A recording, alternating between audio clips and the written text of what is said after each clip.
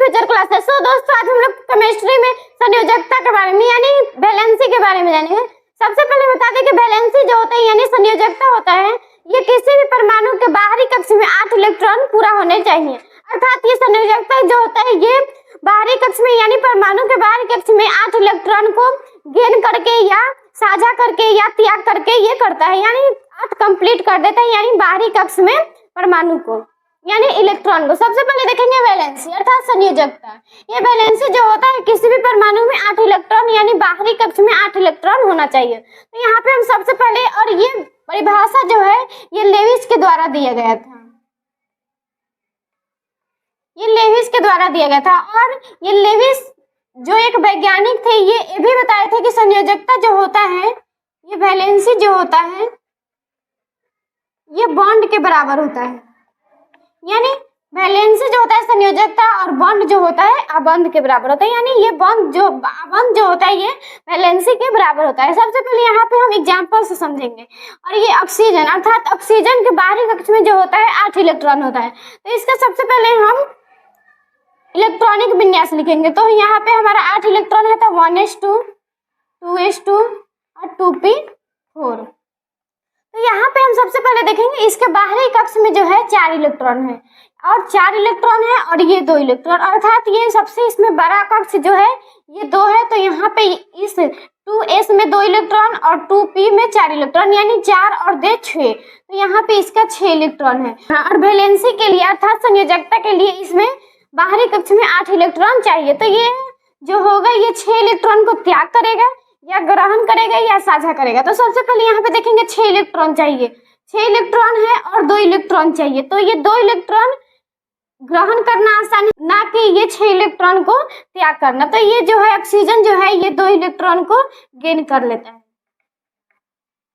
उसके बाद देखेंगे क्लोरीन अर्थात क्लोरीन जो होता है ये इसका सबसे पहले हम इलेक्ट्रॉनिक विन्यास लिखेंगे 1s2 2s2 2p6 3s2 3p। यहाँ पे हम गिन लेंगे सबसे पहले 4 6 4 10 10 2 12 5 17। तो यहाँ पे हम सबसे पहले देखेंगे इसमें कितने इलेक्ट्रॉन है, अर्थात इसमें जो है बाहरी कक्ष में 7 इलेक्ट्रॉन है, अर्थात 5 और 2 7 इलेक्ट्रॉन है। यहाँ पे 7 इलेक्ट्रॉन है और इसे 1 इलेक्ट्रॉन चाहिए तो ये ग्रहण करेगा अर्थात 1 यहाँ पे गेन करेगा। उसके बाद देखेंगे Na अर्थात Na की जो परमाणु संख्या 11 होता है। तो सबसे पहले हम इलेक्ट्रॉनिक विन्यास लिखेंगे तो 1s2 2s2 2p6 1s2 2s2 2p6 3s1। और यहाँ पे सबसे पहले हम देखेंगे ये s है, यहाँ पे बाहरी कक्ष यानी ये सबसे बड़ा कक्ष संख्या है तो यहाँ पे 3 और 3 में जो है 1 ही इलेक्ट्रॉन है, अर्थात यहाँ पे 1 इलेक्ट्रॉन है और 1 इलेक्ट्रॉन जो है और इसे और 7 इलेक्ट्रॉन चाहिए। तो ये जो होता है अर्थात कोई भी एटम जो होता है ये अपना इलेक्ट्रॉन त्याग कर सकता है यानी बाहरी कक्ष में 8 इलेक्ट्रॉन होने के लिए, या गेन कर सकता है या साझा कर सकता है। तो सबसे पहले यहाँ पे देखेंगे सोडियम है और सोडियम का जो अर्थात यहाँ पे ये 3s1 जो है ये इलेक्ट्रॉन त्याग कर देगा। तो यहाँ पे इसका जो 2p और 2p6 में 8 इलेक्ट्रॉन हो जाएगा। तो ये जो है सोडियम जो होता है ये 1 इलेक्ट्रॉन का त्याग कर देता है।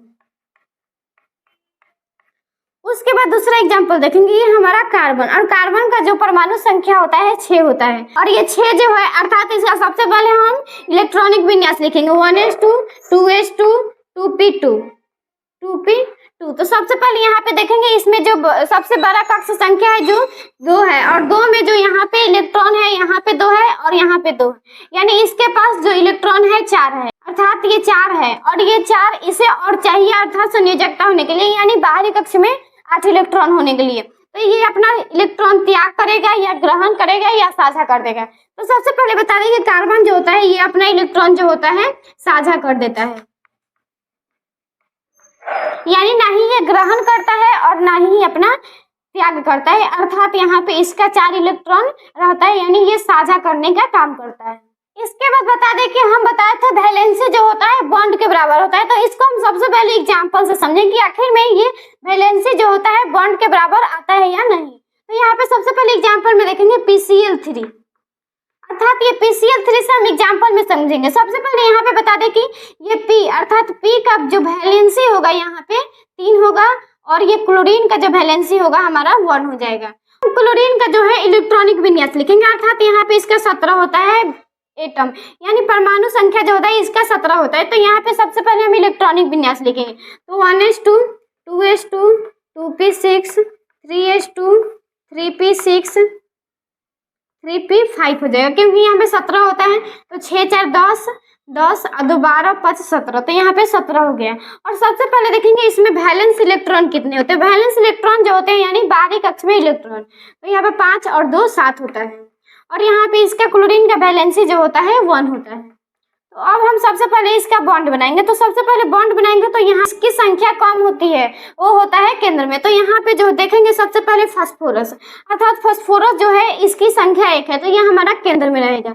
और फास्फोरस यहाँ पे हो गया, और क्लोरीन जो हो गया 3 है, तो यहाँ पे क्लोरीन हो जाएगा, यहाँ पे क्लोरीन और क्लोरीन। तो यहाँ पे सबसे पहले हम देखेंगे ये फास्फोरस जो होता है 5 बॉन्ड बनाता है, यानी इसका जो वैलेंसी होता है 5 होता है। तो यहाँ पे ये एक हो गया इलेक्ट्रॉन, 1 इलेक्ट्रॉन, और यहाँ पे 2 इलेक्ट्रॉन। और क्लोरीन जो होता है इसका 7 होता है, तो यहाँ पे 2 4 और 6 2 4 6 और एक यहाँ पे 7 है, और इसका भी 2 4 6 और 7, अर्थात यहाँ पे जो है इसका 8 पूरा हो गया। तो ये 2 4 6 8 2 4 6 8 2 4 6 8, और फिर यहाँ ये फास्फोरस का भी जो बाहरी कक्ष में इलेक्ट्रॉन है यहाँ पे पूरा हो गया। ये हमारा 2 ये 2 ये 2 और ये 2, तो इसका हमारा आ गया